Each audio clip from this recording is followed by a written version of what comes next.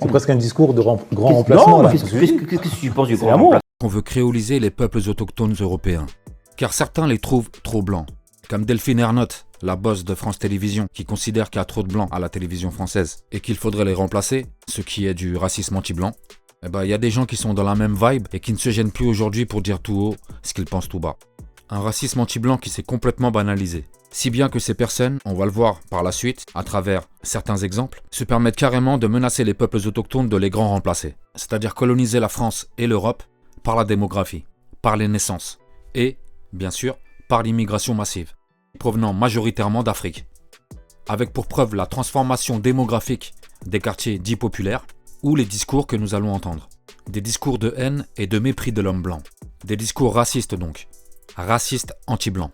Un racisme que les baptous fragiles et les halogènes haineux veulent cacher. Mais pas seulement. Il y a aussi le système qui veut le cacher. Ce qui nous met sur la piste d'un racisme anti-blanc systémique. Un racisme que les médias, dans leur très grande majorité, préfèrent ignorer. Ils font comme s'il n'existait pas, tout simplement. Alors que c'est le racisme le plus violent. Le racisme qui agresse le plus, viole le plus, tue le plus en France.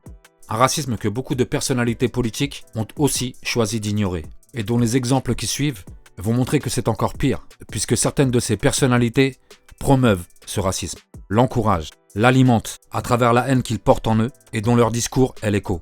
On y va. Nous, on est plus intelligents, on est plus endurants. Plus intelligent et plus endurant. En dehors du fait que ce soit du racisme, où sont les preuves? De quoi ils parlent?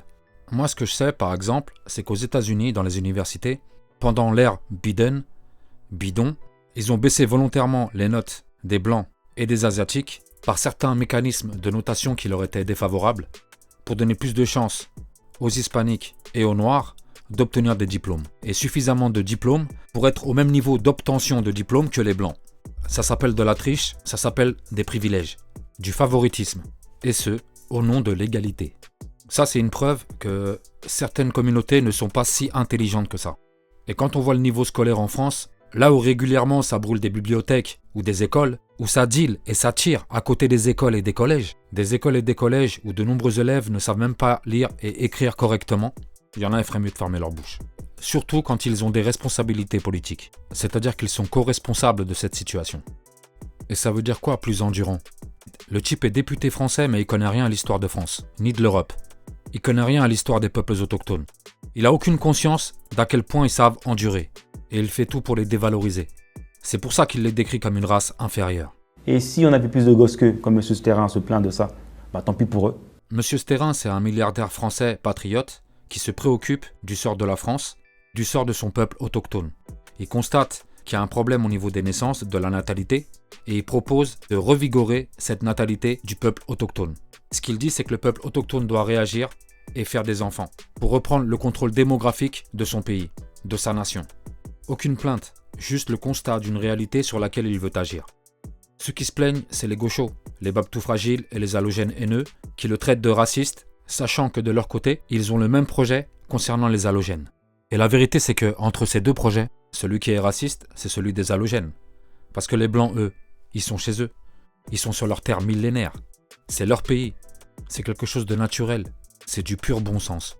Alors que l'autre projet, on le voit bien, c'est un projet d'invasion, de conquête. On va leur montrer qu'on est plus nombreux. Si vous devez faire des gosses, ils ont qu'à s'aimer et faire l'amour et faire des enfants. S'ils n'arrivent pas à en faire, tant pis pour eux. En tout cas, nous, on a réussi à le faire.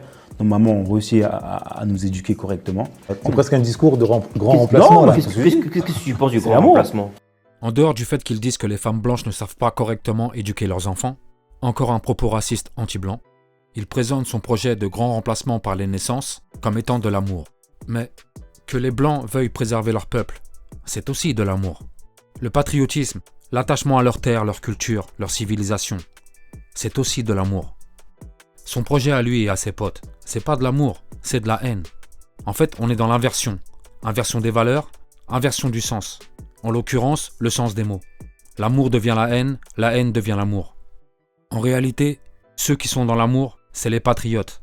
Ceux qui sont dans la haine, c'est les halogènes qui veulent les remplacer. S'emparer de leur terre, de leur nation. Et les baptous fragiles, les soumis, qui sont prêts à leur donner les clés du pays, à leur livrer la France sur un plateau, comme les gros harkis qu'ils sont. Et cette haine, on la retrouve partout dans les pays progressistes européens, notamment dans la communauté noire africaine, dont Bilongo est un échantillon.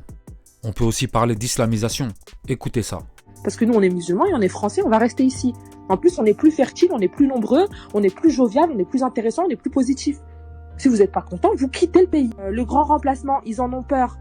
Eh ben, c'est pas pour rien. Voilà. On va vous grand remplacer, on a déjà commencé, ça fait 10 ans. On va vous grand remplacer, on a déjà commencé, ça fait 10 ans. Et là, toutes les sœurs qui sont là, regardez, machallah, elles vont toutes avoir entre 4 et 6 enfants minimum, machallah. Voilà, le projet est bien ancré dans l'esprit de CNE. On voit que chez les musulmans conquérants, on retrouve la même haine, cette même envie d'inférioriser et de considérer donc le peuple blanc, les autochtones européens, comme des peuples inférieurs. Et on peut noter l'arrogance dans les propos, y compris dans la manière de le dire. Ils sont sûrs d'eux, vindicatifs. Et c'est vrai qu'ils ont de quoi avoir confiance puisque le projet se déroule sans accroc.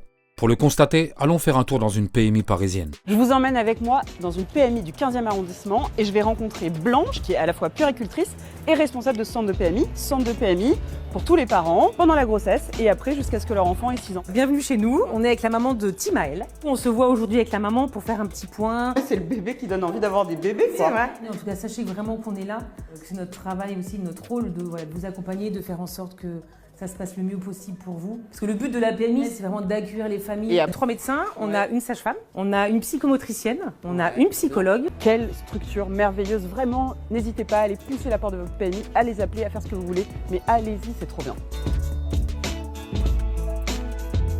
Oui, effectivement, le projet se porte très bien. Le tout financé par les taxes et les impôts payés par les autochtones, qui payent donc pour se faire créoliser. Et c'est un vrai business aussi, qui rapporte beaucoup aux immigrationnistes, des gens des PMI à ceux des ONG, ainsi qu'aux migrantes et aux migrants qui savent exploiter ce filon. Vous gagnez combien par mois? 2300 € ce mois-ci. J'ai travaillé tous les jours fériés du mois de mai. Et vous avez des enfants? J'ai 2 enfants, oui, 2 ados. Et vous arrivez à vous en sortir avec votre salaire? Non, c'est très très compliqué. Je suis mère célibataire, j'ai mes 2 filles et j'ai très peu d'aide de la CAF dans les allocations familiales. Donc en fait, je survis. Ma voisine, elle a 6 enfants et elle a 4000 € de CAF. 6 enfants, 4000 €? Des fois, je me pose la question de savoir si je vais pas m'arrêter de travailler aussi. 4000 € avec 6 enfants? Ah oui. Ah oui. Oh oui, ça rapporte de faire des enfants en France. Et il y en a qui l'ont bien compris. T'arrives en France de l'étranger, tu fais des enfants et tu vis mieux que des travailleurs français. Sans travailler. Il faudrait trouver ça normal parce qu'il y a des blancs dégénérés qui considèrent que faire des enfants, c'est pas bien. Que c'est ringard. Qui pensent que leur idéologie écolo-gaucho, c'est la panacée. On est où là en fait? On a l'impression qu'on est il y a des décennies en arrière quoi. Moi je suis sidérée d'entendre des discours que je trouve extrêmement vieillots sur le thème « Ah c'est merveilleux d'avoir des enfants »,« Ah la rencontre avec le bébé »,« Ah tu sais pas ce que tu rates »,« Ah j'aimerais pas être à ta place »,« Ah tu vas finir toute seule dans un EHPAD ». C'est le degré de dégénérescence où nous a mené le féminisme hystérique, la haine de soi des babes tout fragiles. Et toute la propagande systémique qu'on s'est mangée depuis des décennies dans les pays progressistes, dont l'une des plus grandes victoires est la loi sur l'avortement portée par Simone Veil. L'ensemble permet de mieux comprendre pourquoi il y a une baisse de la natalité en France, et dans les pays progressistes. Les halogènes haineux ont bien compris que la démographie est un instrument important de leur projet de conquête, un projet revanchard. Ce que nos parents ont duré, faut pas le laisser comme ça, table rase. Cette revanche passe par l'infiltration et la prise de pouvoir. Une prise de pouvoir qui se fait d'abord au sein des partis qu'ils ont infiltrés. L'entrisme, Je suis déjà député, on a déjà mis un pied à l'intérieur. La lutte contre le racisme passe par une prise du pouvoir. ok.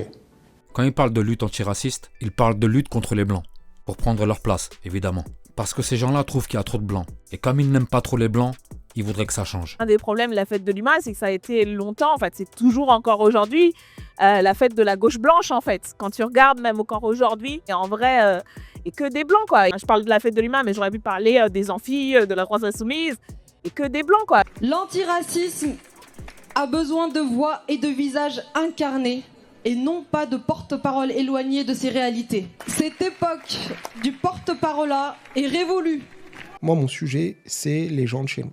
C'est les Noirs et les Arabes qui ne votent pas. S'ils se lèvent un jour et décident d'aller voter massivement, ce pays sera un autre pays. Ce pays est le nôtre.